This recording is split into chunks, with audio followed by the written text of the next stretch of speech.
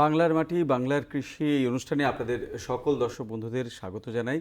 আমি পঙ্কজ রয়েছি আপনাদের সঙ্গে।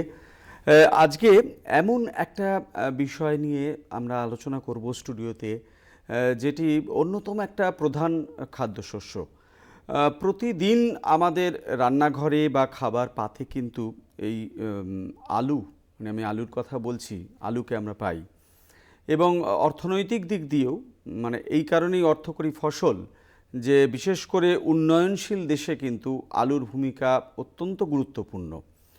সেটা নানান দিক থেকে, খাদ্যের পুষ্টির দিক থেকে, কর্মসংস্থানের দিক থেকে এবং নানান দিক থেকে। পশ্চিমবঙ্গের বেশ কয়েকটি জেলায় গুরুত্ব সহকারে এই আলু চাষ হয় এবং প্রায় সবকটি জেলাতেই আলু চাষ হয়। ভারতবর্ষের মধ্যে পশ্চিমবঙ্গ আলু চাষের ক্ষেত্রে দ্বিতীয় স্থানে রয়েছে। অর্থাৎ বোঝাই যাচ্ছে মানে আলু চাষের গুরুত্ব পশ্চিমবঙ্গের ক্ষেত্রে কতখানি প্রাধান্য নিয়ে আমাদের এই কৃষি অর্থনীতিতে রয়েছে। আজকে আমরা স্টুডিওতে আলোচনা করব আলু চাষের পরিচর্যা এই বিষয় নিয়ে, এবং এই বিষয় নিয়ে আলোচনা করবার জন্য আমাদের মধ্যে উপস্থিত রয়েছেন দুজন বিশিষ্ট সরকারি আধিকারিক।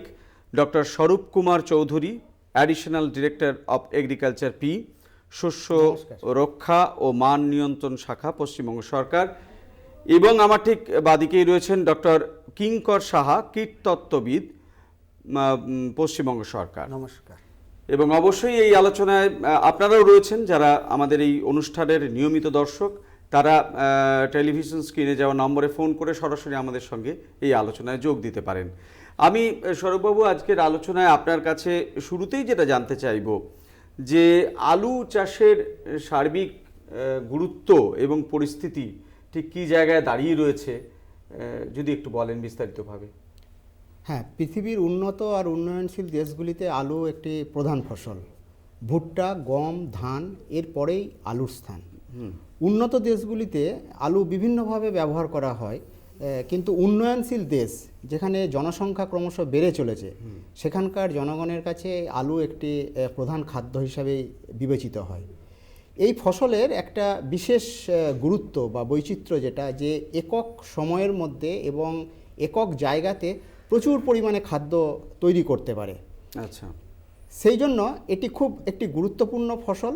এছাড়া আমাদের যে উন্নয়নশীল দেশগুলির কথা বললাম, যে উন্নয়নশীল দেশগুলিতে পুষ্টি, কর্মসংস্থান এবং খাদ্যের নিরিখে দিনের পর দিন আলু চাষের গুরুত্ব বেড়ে চলেছে। আমরা যদি ভারতবর্ষের মানচিত্রের দিকে তাকাই, তাহলে পশ্চিমবঙ্গ আলু চাষের ক্ষেত্রে দ্বিতীয় স্থান অধিকার করে আছে। প্রায় 4.5 লক্ষ হেক্টর জমিতে আমাদের আলু চাষ হয় এবং প্রায় 1,50,00,000 মেট্রিক টন আলু আমাদের উৎপাদন হয়। সারা বছরে আমাদের যা আলুর প্রয়োজন হয়, আভ্যন্তরীণ প্রয়োজন হয়, তার বাইরেও প্রায় 60 লক্ষ মেট্রিক টন আমাদের উদ্বৃত্ত থাকে, যেই আলু আমরা অন্যান্য রাজ্যে আমরা রপ্তানি করতে পারি বা আমরা বিদেশেও রপ্তানি করতে পারি। সুতরাং আলুর গুরুত্ব, আলু চাষের গুরুত্ব ক্রমশ আমাদের কাছে বেড়ে চলেছে। এবং পশ্চিমবঙ্গের প্রায় সবকটি জেলাতেই আলু চাষ হয়ে থাকে।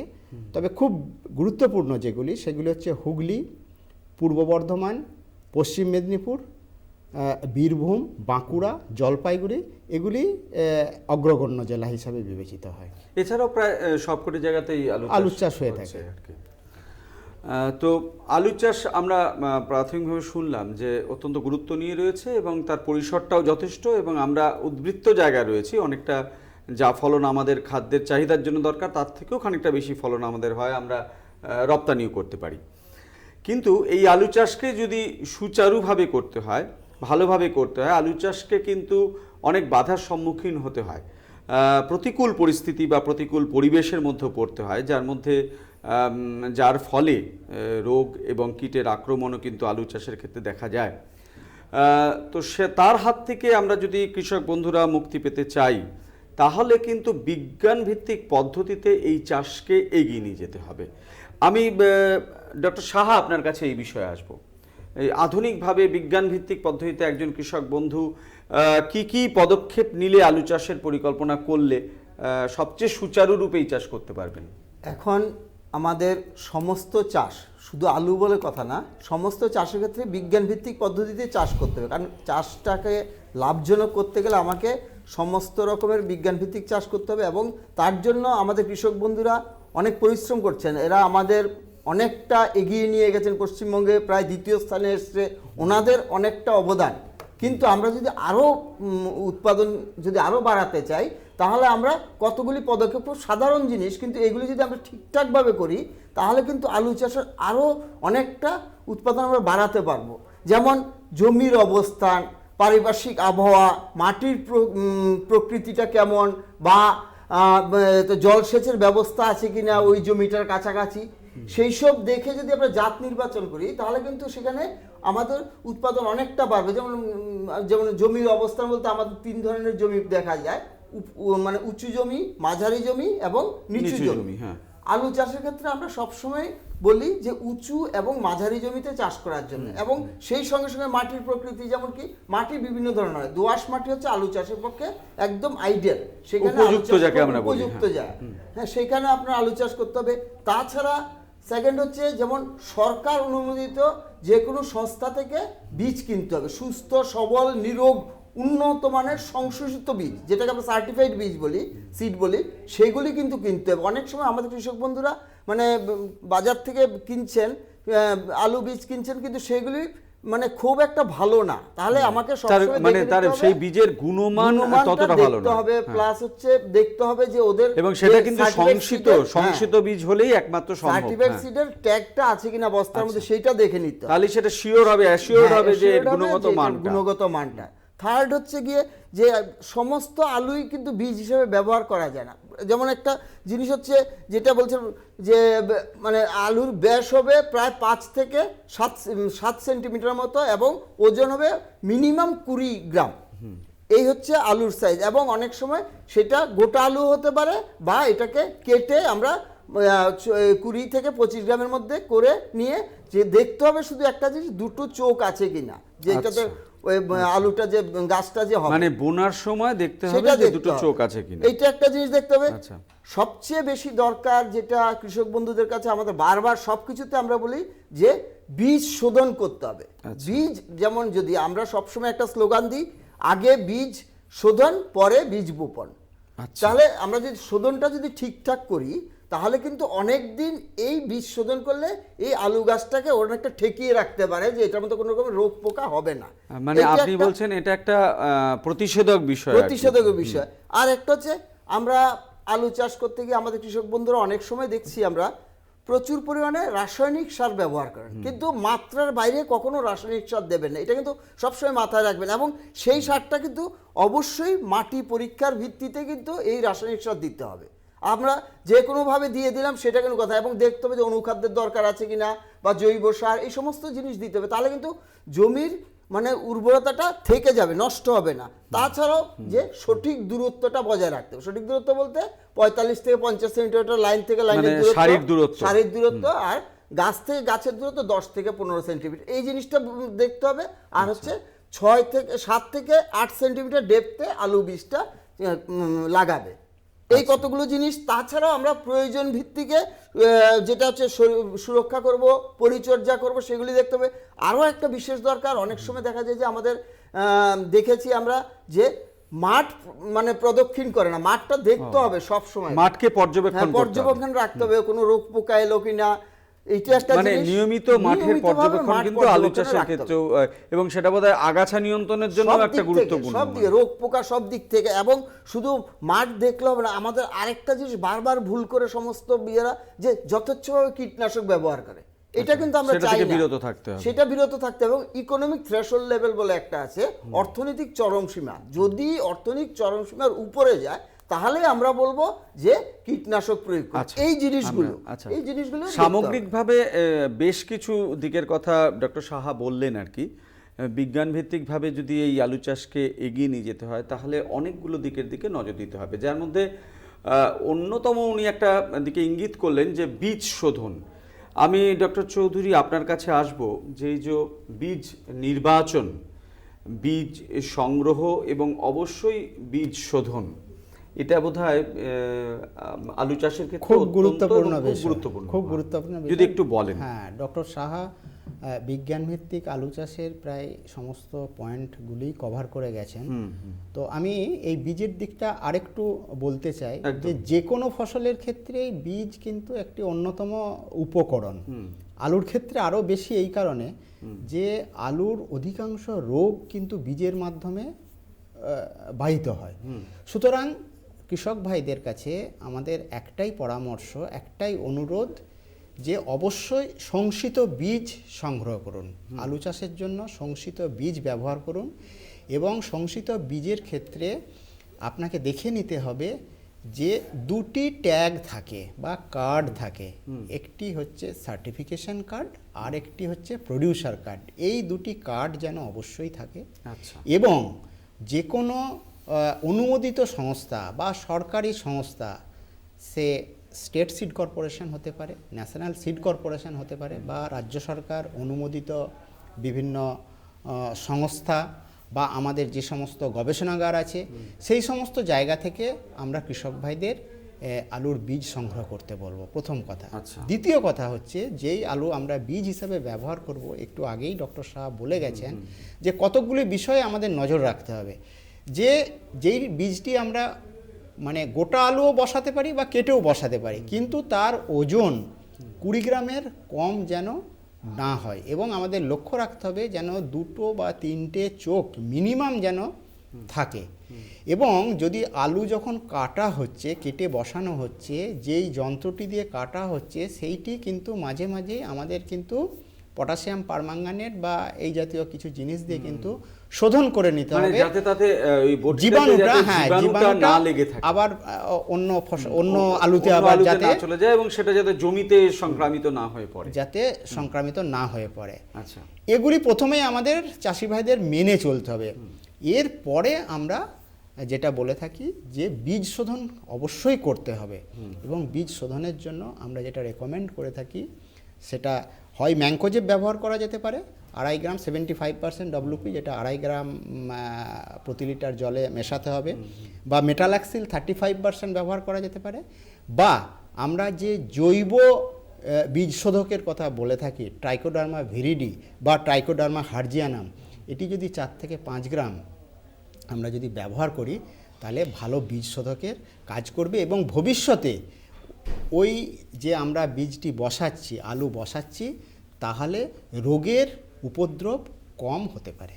আচ্ছা, ডক্টর সাহা, এবার আমরা যে আলোচনাটা করছি তার মধ্যে অন্যতম দিক উনি আরেকটা যেটা বললেন যে সারের ব্যবহারের বিষয়টিও কিন্তু গুরুত্ব নিয়ে রয়েছে। তো সারের ব্যবহারের ক্ষেত্রে চাপান সারের ব্যবহার রয়েছে, এবং এনপিকের ব্যবহারটাও কিভাবে তারা করবেন কৃষক বন্ধুরা, সেটাও যদি একটু নির্দিষ্টভাবে আপনি বলেন। কৃষক বন্ধুদের কাছে একটাই অনুরোধ, আমাদের মানে চাষ করতে গিয়ে সবাই ভাবেন যে সার মানে রাসায়নিক সার। আমরা যথেচ্ছভাবে রাসায়নিক সার ব্যবহার করছি, তাতে কি হচ্ছে, জমির তাপমাত্রা বেড়ে যাচ্ছে, জমির উর্বরতা শক্তি কমে যাচ্ছে। তাহলে আমাকে যদি সুষমভাবে যদি চাষ করতে হয়, প্রথমে হচ্ছে জৈব, জীবাণু এবং রাসায়নিক সার, এই তিনটে কিন্তু প্রয়োগ করতে হবে মাঠে। আচ্ছা। তাহলে কিন্তু এটা মানে ব্যালেন্সড থাকবে এবং সুষমভাবে হবে। তার ক্ষেত্রে জৈবর ক্ষেত্রে আমরা যদি বলি জৈব সারের মধ্যে, সেটা আপনি প্রথমে হচ্ছে কম্পোস্ট সার যদি ব্যবহার করে, সেটা হচ্ছে 10 টন প্রতি হেক্টর জমিতে। যদি সে খোল ব্যবহার করে তাহলে হচ্ছে প্রতি হেক্টরে এক কুইন্টাল, 1 টন প্রতি হেক্টরে খোল হিসাবে ব্যবহার করা যায়। এর সঙ্গে জীবাণু সার বলতে আমাদের বাজারে অনেক কিছু পাওয়া যায়, অ্যাজোটোব্যাক্টর, যেটা এই জীবাণু সারটা খুবই ভালো। তার সঙ্গে আমাদের জীবাণু সারের অ্যাজোটোব্যাক্টরের সঙ্গে আরএসবি, যেটা হচ্ছে পিএসবি, ফসফেট সলিউবল ব্যাকটেরিয়ার সঙ্গে দিতে হবে, বা ভ্যাম 18 কেজি প্রতি হেক্টরের জন্য মিশিয়ে দিতে হবে। জীবাণু এবং জৈব দুটো একসঙ্গে দেওয়া যেতে পারে, একসঙ্গে দিতে পারে বা আলাদা আলাদাভাবেও দেওয়া যেতে পারে। কিন্তু একটা অনুরোধ, যে জীবাণু সার যখন কিনবেন দেখবেন যে এক্সপায়ারি ডেটটা দেখতে হবে। যেদিন তৈরি হয়েছে সেখান থেকে 6 মাস পর্যন্ত ওদের এক্সপায়ারি থাকে, তারপরে কিন্তু দিলে কিন্তু জীবাণুগুলি আর থাকে না, যেগুলি উপকারী জীবাণু সেগুলি কিন্তু নষ্ট হয়ে যায়। তাহলে আপনি দেখবেন যে জীবাণু সারের এক্সপায়ারি ডেটটা দেখবেন, তারপরে আপনি মাঠে প্রয়োগ করবেন। জীবাণু সার কোনো সময় রাসায়নিক সারের সাথে একসাথে প্রয়োগ করবেন না। এবং জীবাণু সার এবং জৈব সার মোটামুটি ধরে নিন যে রাসায়নিক সারের 7 দিন আগে দিতে হবে, এইটা একটা। তারপরে আমাকে রাসায়নিক সারে যেতে হবে। রাসায়নিক সারে সবসময় মাটি পরীক্ষা, আমি আগেও বলেছি, মাটি পরীক্ষার ভিত্তিতে রাসায়নিক সার প্রয়োগ করতে হবে।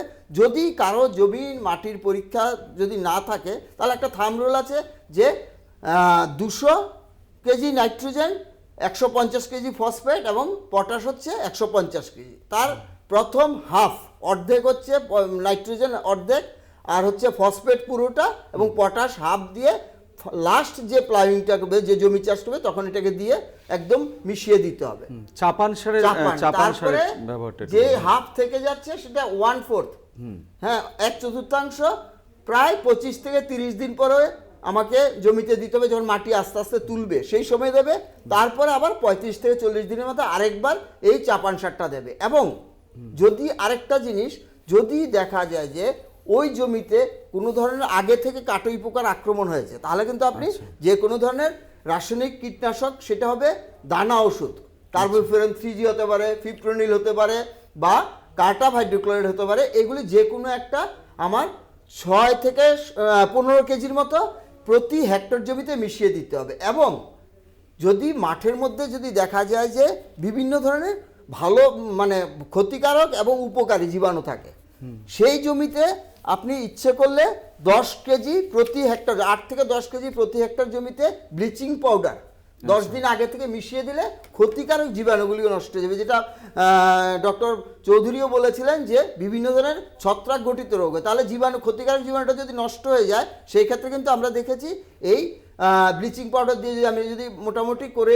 করে নিই, জমিটাকে স্টেরিলাইজ করে নিই, তাহলে কিন্তু সেই ক্ষেত্রে এই সমস্ত ছত্রাক গঠিত ক্ষতিকারক যে জিনিসগুলো সেগুলো কিন্তু খুব একটা হয় না। এবং আরেকটা জিনিস দেখবেন যে যদি দরকার হয় তাহলে সেই ক্ষেত্রে অনুখাদ্য, জিঙ্ক বা বোরন, সেগুলো যদি দরকার হয় মাটি পরীক্ষার ভিত্তিতে আপনি প্রয়োগ করতে পারেন। সেটা যেই মাটিতে যতটা দরকার তার জন্য মাটি পরীক্ষা করে নিতে হবে, তাই তো? হ্যাঁ। তো আমরা সারের কথা শুনছিলাম, কিন্তু আলু চাষের মাটিটা সাধারণভাবে আমরা অনেকেই হয়তো জানি যে একদম ঝুরঝুরে মাটিতে আলু চাষ কিন্তু ভালো হয়। আবার একই সঙ্গে আলু চাষের ক্ষেত্রে কিন্তু সেচের প্রয়োজনীয়তা আছে, এবং কখন কিভাবে কতটা সেচ দিলে আলু চাষিরা সবচেয়ে বেশি উপকৃত হবেন, আমি ডক্টর চৌধুরী আপনার কাছ থেকে একটু জেনে নেব। হ্যাঁ, আলু চাষে সেচ প্রয়োগ একটি খুব গুরুত্বপূর্ণ বিষয়। তো আমরা কৃষক ভাইদের উদ্দেশ্যে এই পরামর্শ দিয়ে থাকি যে যখন আলুটা বসানো হলো, তারপরে 7 দিন পরে প্রথমেই একটা ঝাপটা সেচ আমরা বলে থাকি, সেই ঝাপটা সেচ দেওয়া হয়। এবার তারপরে যখন ভেলি তোলা হয়, প্রথম ভেলি তোলা হবে, প্রায় সেটি 25-30 দিনের মাথায়, এই যে 7 দিন বললাম, তারপরে 3 থেকে 4 দিন অন্তর এইরকমভাবে ঝাপটা সেচ দিয়ে যেতে হবে। তারপর প্রথম ভেলি তোলার পর থেকে আমাদের ওই ভেলিতে জলসেচ দিতে হবে। তো একটি কথা মাথায় রাখতে হবে যে ভেলিতে যখন আমরা জলসেচ দিচ্ছি তখন অবশ্যই মানে নজর রাখতে হবে যাতে পুরো ভেলি ডুবে না যায়। 3/4 ভাগ আমরা যেটা বলে থাকি, এই 3/4 ভাগ জলে ডুবে থাকলো, বাকিটা ওপরে থাকলো। আর তারপরেও 7 থেকে 10 দিন অন্তর অন্তর সেচ দিয়ে যেতে হবে। এবং ফসল তোলার, যেটি সবচেয়ে গুরুত্বপূর্ণ, ফসল তোলার অন্তত 15 দিন আগে জলসেচ দেয়া পুরোপুরি বন্ধ করে দিতে হবে। আচ্ছা, এটা মনে রাখতে হবে, এটা সবচেয়ে বেশি গুরুত্বপূর্ণ। আচ্ছা, আলু চাষের ক্ষেত্রে কৃষক বন্ধুরা আরেকটা যে বিপদের সম্মুখীন হন সেটা হচ্ছে আগাছা, এবং এই আগাছা, ঘাস, মুথা এবং চওড়া পাতায় নানাবিধ আগাছার আক্রমণে কিন্তু আলু চাষিরা বিভিন্নভাবে তাদের আলু চাষ বিঘ্নিত হয়। আমরা এই উত্তরটা নেব ডক্টর সাহার থেকে, কিন্তু তার আগে একজন দর্শক বন্ধু আমাদের মধ্যে উপস্থিত রয়েছেন, একটু শুনে নেব তিনি কি বলছেন। নমস্কার। নমস্কার। হ্যাঁ, আমরা শুনতে পাচ্ছি, আপনি বলুন। আমাকে বলছেন? হ্যাঁ বলুন। বলুন। আপনি টেলিভিশনের সাউন্ডটা একদম মিউট করে দিন, আপনি টেলিফোনেই শুনুন, টেলিফোনেই বলুন। আচ্ছা, বলুন। আমি তো চাইছি যে আপনার মাটি পরীক্ষাটা কোথায় করা যাবে সেটা আমি জানতে চাইছি। আচ্ছা, সুন্দর, আপনি শুনতে থাকুন, অনেক ধন্যবাদ টেলিফোন করবার জন্য। আচ্ছা, আমরা মাটি পরীক্ষার বিষয়টি আমরা নিশ্চয়ই আলোচনা করছি, কোথায় করা যাবে এই বিষয়টি জিজ্ঞেস করলেন। আপনি যদি উত্তরের সঙ্গে বলে দেন আর সঙ্গে যে প্রশ্নটা আপনাকে করছিলাম যে আগাছা নিয়ন্ত্রণের বিষয়টা আগে মাটি মানে পরীক্ষাটা বলে বলুন, নিই। অবশ্যই। আপনার এলাকার যে সমস্ত আমাদের কৃষি দপ্তর আছে, কৃষি দপ্তরের যে অফিস আছে সেখানেও আপনি দিয়ে দিতে পারেন। ওনারা মাটি পরীক্ষা করে আপনাকে রিপোর্ট দেবে। নতুবা আমাদের টালিগঞ্জে একটা অফিস আছে মাটি পরীক্ষার, বা মেদিনীপুরে আছে, আপনার কাছাকাছি যে সমস্ত জায়গা আছে সেখান থেকে আপনি মাটিটা পরীক্ষা করবেন। অবশ্যই আমাদের দরকার হয় কৃষি দপ্তর আধিকারিকদের কাছে দিয়ে দিলে সবচেয়ে ভালো হবে, রিপোর্টটা আপনি সঙ্গে সঙ্গে ওখান থেকে পেয়ে যাবেন। আচ্ছা, আমরা আগাছাটা শুনবো, কিন্তু তার আগে আরেকজন দর্শক বন্ধু আমাদের মধ্যে উপস্থিত রয়েছেন, একটু শুনবো তিনি কি বলছেন। নমস্কার। নমস্কার স্যার। হ্যাঁ, আপনার প্রশ্নটা বলুন। বিপ্লব মন্ডল বলছি, বলুন। পূর্ব মেদিনীপুর থেকে। হ্যাঁ বলুন, আপনার প্রশ্নটা সংক্ষেপে বলুন। আমি আলু চাষ করেছি, কিন্তু সব নষ্ট হয়ে যাচ্ছে। বুঝতে পারছি না আমরা আপনার কথাটা বুঝতে পারলাম না, আপনি একটু আরেকবার বলুন। আমি আলু চাষ করেছি, কিন্তু আলুতে পোকা ধরে যাচ্ছে। পোকা ধরে যাচ্ছে। হ্যাঁ, পোকা ধরে যাচ্ছে, নষ্ট হয়ে যাচ্ছে। আচ্ছা, আপনি শুনতে থাকুন, আমরা চেষ্টা করছি, মানে যদিও খুব স্বল্প সময় আমাদের হাতে রয়েছে, একটু আগাছাটা আপনি বলুন। আগাছা আলু চাষে একটা গুরুত্বপূর্ণ বিষয়, যেটা ডক্টর চৌধুরীও বলছেন, যে জমিতে আলু বসানো 7 দিন আগে একটা হালকা সেচ দিয়ে তারপরে আলুটা বসানো হয়। সেই সময় সমস্ত রকমের আগাছায় আলু জমিতে হয়, এবং আলু আমাদের একটা বিশেষ করে যেহেতু একটা অর্থকরী ফসল এবং আলু মাটির নিচে হয়, এটা মাথায় রাখতে, মাটির নিচে হয়, তাহলে সেই ক্ষেত্রে মাটিটা সবসময় ঝুরঝুরে থাকতে হবে। ঝুরঝুরে থাকলে কি হবে, গাছের যে বৃদ্ধিটা তাড়াতাড়ি হবে। এবং সেই ক্ষেত্রে আমরা হাত নিড়ানি দিয়ে, যখন ওই ভেলি তোলা হবে সেই সময় হাত নিড়ানি দিলে, 2 থেকে 3 বার হাত নিড়ানি দিলে সেই সময় আমরা অনেকটা আগাছা নিয়ন্ত্রণ করতে পারি। তাছাড়া আমরা রাসায়নিকভাবে পেন্ডিমিথালিন যদি আমরা ব্যবহার করি 1 কেজি প্রতি হেক্টর জমিতে যদি আমরা ব্যবহার করি, তাতেও কিন্তু এই আগাছা আমরা মোটামুটি আমাদের আয়ত্তে আনতে পারি। তাছাড়া একটা জিনিস মাথায় রাখবেন, যে সংক্ষেপে, আমাদের হাতে সময় খুব কম। একদম জলটা কিন্তু যেন পরিষ্কার পরিচ্ছন্ন, কারণ জল যদি নোংরা হয় তাহলে কিন্তু সেই রাসায়নিক যেটা দেবেন আপনি, যে ঘাস মারা ওষুধটা দেবেন, সেটা কিন্তু অনেকটা কাজ কম করবে। আচ্ছা, একজন দর্শক বন্ধু পোকার প্রশ্নটা হ্যাঁ, করছিল, পোকার একটু যদি কাটুই পোকা এবং জাপ পোকা যদি একটু সংক্ষেপে একদম এক লাইনে বলেন। এটা একদম এক লাইনে বলছি। কাটুই পোকা বিশেষ করে আপনি দিনের বেলা দেখতেই পাবেন না, ওরা রাত্রিবেলা বেশি করে আক্রমণ করে, এবং একদিনে ওরা 5 থেকে 10টা গাছের ক্ষতি করে, এবং গাছের কাণ্ড কেটে দেয়, বা আলু যখন হয় সেই সময় কাটুই পোকা এই আলুটাকে নষ্ট করে। সেই ক্ষেত্রে আমি প্রথমেই বলেছিলাম, যে কোনো দানা ওষুধ যদি মাটিতে ভেলির মধ্যে দিয়ে একদম হালকা সেচ দিয়ে দিন, তাহলে কিন্তু কাটুই পোকা নিয়ন্ত্রণ হবে। একদমই। দর্শক বন্ধু, আপনি নিশ্চয়ই উত্তর পেয়েছেন। আমরা স্বল্প পরিসরে অন্য কোনো দিন যখন আমরা রোগ পোকা নিয়ে আরও বিস্তারিত অনুষ্ঠান করি এবং করব, তখন আরও বিস্তারিতভাবে আমরা এই বিষয়ে আলোচনা করব। একটু যদি সংক্ষেপে নাবি ধসা নিয়ে একটু এক লাইনে বলে দেন। হ্যাঁ, খুব গুরুত্বপূর্ণ, যে কৃষক ভাইয়েরা খুবই আতঙ্কিত হয়ে পড়েন, কিন্তু এতে আতঙ্কিত হওয়ার একদমই প্রয়োজন নেই। প্রথম থেকেই যদি আপনারা বিজ্ঞানভিত্তিক উপায়ে চাষ করেন এবং ভালো বীজ সংগ্রহ করেন, বীজ শোধন করেন, তাহলে যে কোনো রকম রোগের আক্রমণ কম হবে। তবে এই যে নাবি ধসার কথা আমরা বলছি, কতকগুলি বিষয় কিন্তু কনজেনিয়াল আমরা বলে থাকি, যে যেমন কুয়াশা এবং ঝিরঝিরে বৃষ্টি, স্যাঁতস্যাঁতে আবহাওয়া, 16 থেকে 20 ডিগ্রি সেন্টিগ্রেডের মধ্যে তাপমাত্রা, এইসব যদি থাকে তাহলে এমনি নাবি ধসার আক্রমণটা আরও বেড়ে যায় আর কি। তো যেটা আক্রমণের লক্ষণ চাষি ভাইরা দেখবেন, যে পাতার কিনারার থেকে এই রোগটা শুরু হয়, হ্যাঁ, এবং এটা ক্রমশ মিডরিপ দিয়ে, মানে মাঝের দিকে ক্রমশ এগোতে থাকে, এবং যখন খুব বেশি আক্রমণ হয় তখন পুরো পাতাটাই নষ্ট হয়ে যায়, কাণ্ডতে চলে আসে, পুরো মাঠটাই কিন্তু নষ্ট হয়ে যেতে পারে। সেই জন্য চাষি ভাইদের দুটো আমরা পরামর্শ দিয়ে থাকি। এক, প্রতিষেধক হিসাবে, মানে আক্রমণ হয়নি সেই রকম অবস্থায় কিছু ব্যবস্থা নিন। যে সমস্ত ওষুধগুলি আছে, যেমন আমরা বহুল প্রচলিত ম্যাঙ্কোজেব, কপার অক্সিক্লোরাইড, এগুলো ব্যবহার করতে পারেন। আর যদি আক্রমণ হয়ে গিয়ে থাকে তাহলে আমরা বলে থাকি যেগুলো ডাইমিথোমর্ফ এবং ম্যাঙ্কোজেব, এগুলো মিক্সচার করে যদি ব্যবহার করা যায় তাহলে আক্রমণ কমে যেতে পারে।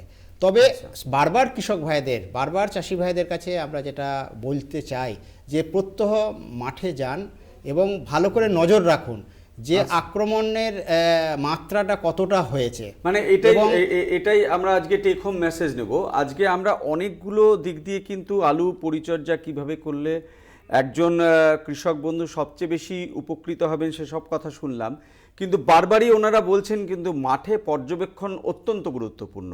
আজকে আমাদের হাতে একদম সময় নেই। স্বরূপবাবু এবং কিঙ্করবাবুকে অনেক অনেক ধন্যবাদ এখানে এসে আলোচনা করবার জন্য। আজকের মতো বাংলার মাটি বাংলার কৃষি এই অনুষ্ঠান এখানেই শেষ করছি। প্রত্যেক বৃহস্পতিবার আপনারা দেখতে থাকুন কলকাতা টিভির পর্দায় এই অনুষ্ঠান। নমস্কার।